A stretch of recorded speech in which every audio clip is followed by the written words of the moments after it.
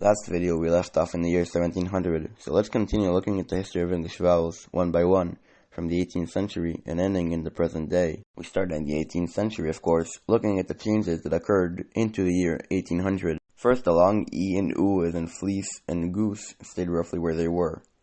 Long E as in face continued to rise into E, and long U stayed roughly where it was. Long A as in Pam was backed. Long A as in law, rounded and started to rise a little. Lastly, a new long A developed by merging several short vowels before R. Thus fern, fur, and fur all have the same vowel. Yet some modern accents in English, such as Scottish English, may still have these words distinct. Onto the short vowels. Short I and U lowered a bit, and the new short A, as in cut, continued to lower as well. Short A and A, as in dress, lot, and trap, stayed roughly where they were. Yet some short A, as in cloth, lengthened and merged with the long A, as in law. This is called the cloth split. And of course, schwa stayed a schwa. Finally, onto the diphthongs. I and ow, as in price and mouth, continued to lower and widen into I and ow. Oi, as in choice, and ew, as in new, stayed largely the same. And as the 18th century progresses, we reach the American-British split. In this video, we'll focus on American and British accents one by one. Let's continue first with American English in the 19th century. Long E and U as in fleece and goose stayed roughly the same. It is roughly at this point, or perhaps a bit earlier, that many words with a long U as in good and foot shorten and merge with a short as in put. Long E and O as in face and stone started to break and diphthongize into A and O. Long A as in law continued to raise into aw.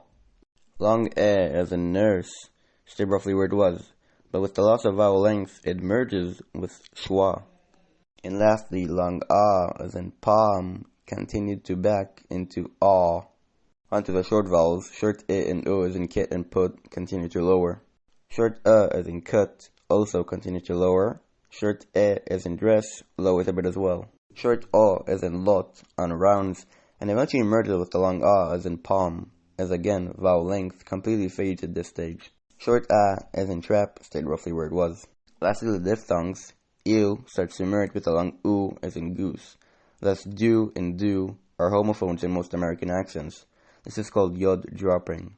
I and ow as in price and mouth stay roughly the same, with ow fronting a bit, and oi as in choice also stays roughly the same. All three diphthongs start to lower their second element. Lastly, we reach the year 1900. Some American accents, as in New York, become non-rhotic, meaning they drop the R's after vowels, so some accents merge coil with curl. Yet this is a highly recessive trait by the 21st century. We have reached the 20th century and the early 21st century. Let's look at the most recent shifts American English has and is going through to the present day. In contemporary English, long and short vowels largely refer to the historical pronunciation of these vowels as long and short. However, as English evolved, the difference had more and more to do with quality rather than actual length. And today, vowel length, especially in American English, is hardly apparent. Sheep. What did he hear? This or this? Ship. What did he hear? This or this? Notice which vowel is actually pronounced longer. In modern English, vowel length is more about quality than actual length. E and U as in fleece and goose start to break a little and can become potential diphthongs. A and O, with U fronting a bit as well. A and O as in face and stone keep widening and are increasingly becoming more diphthongized. A as in law can be lowered to the A as in palm or lot in many accents of American English. This phenomenon is called the cot-cot merger and is highly variable among modern Americans. The South, inland Northern American, and much of the eastern coast largely keep these vowels distinct.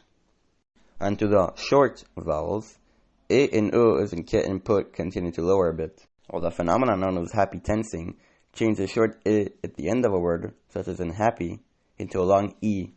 Also, many short I become schwa, thus Lenin and Lenin become homophones. As in cut, front, and can variably merge with schwa among many Americans. As in dress stays roughly the same. It can continue to lower a bit in some accents. Some accents, particularly southern ones, raise short before nasals, na, ma, and ga, into short Thus pen and pin become homophones. Lastly, a, as in trap, stays roughly the same, but some words, and this is highly variable among modern American accents, raise. This happens most before nasals. Thus the short a, as in man, raises and becomes distinct from the vowel in mat. Man, mat.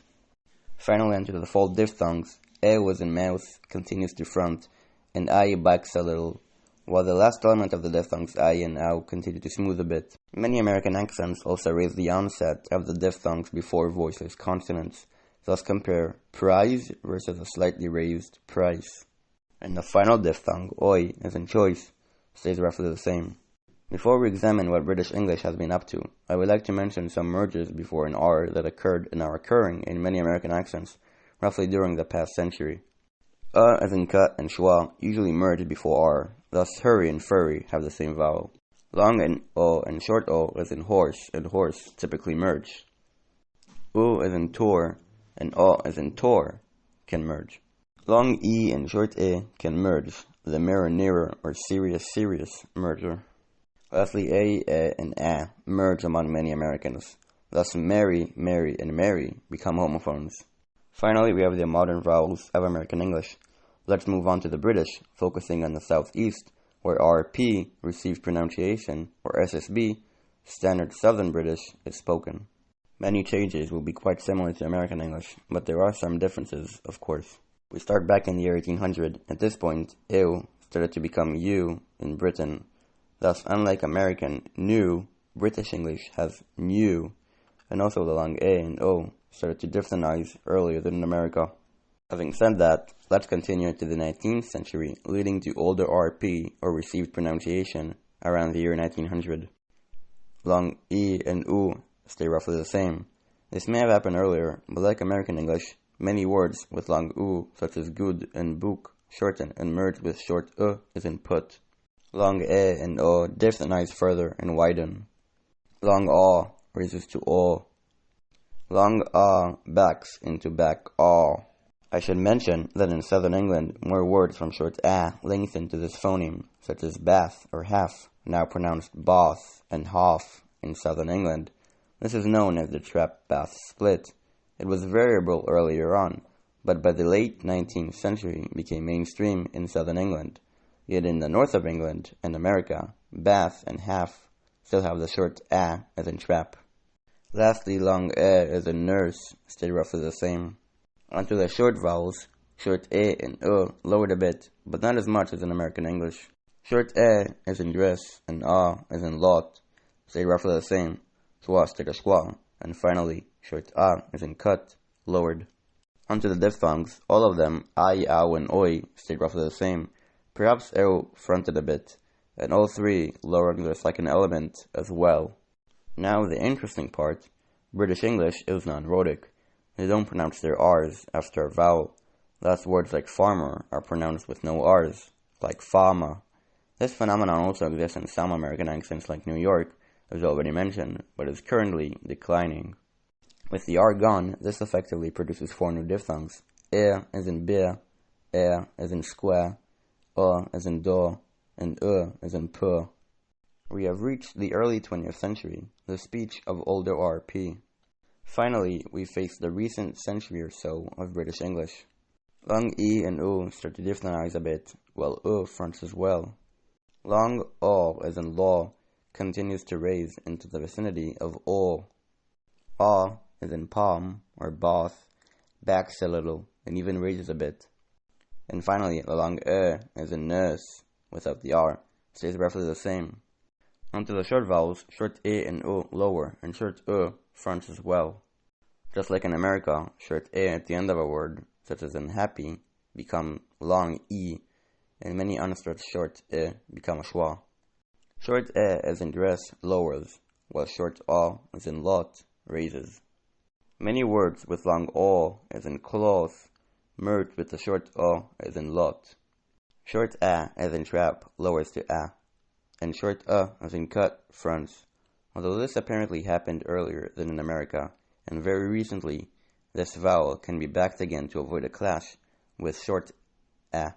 Anyway, this vowel is highly variable today, and schwa is still a schwa. Under the diphthongs, A and O continue to widen. A lowers, while O fronts to EO. L fronts, while I backs, and OI, as in choice, raises. Onto the diphthongs formed of the loss of R, or the centering diphthongs, these move out to become long monophthongs.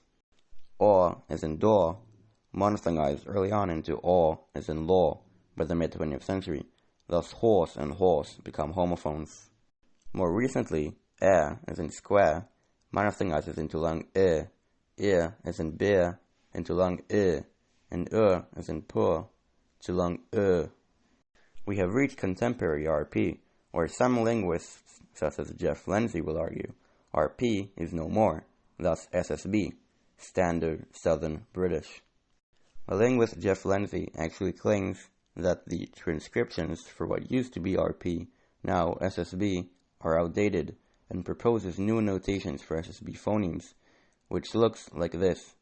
The long vowels allow a linking R between vowels, thus law and order become law and order, with an R between law and. Interestingly, the diphthong's second element is shown as a glide, ya and wa, which can be more accurate, going back to early modern English even. But this is it. We have reached contemporary English both in America and in southern Britain. This is how modern English vowels look like in the early 21st century.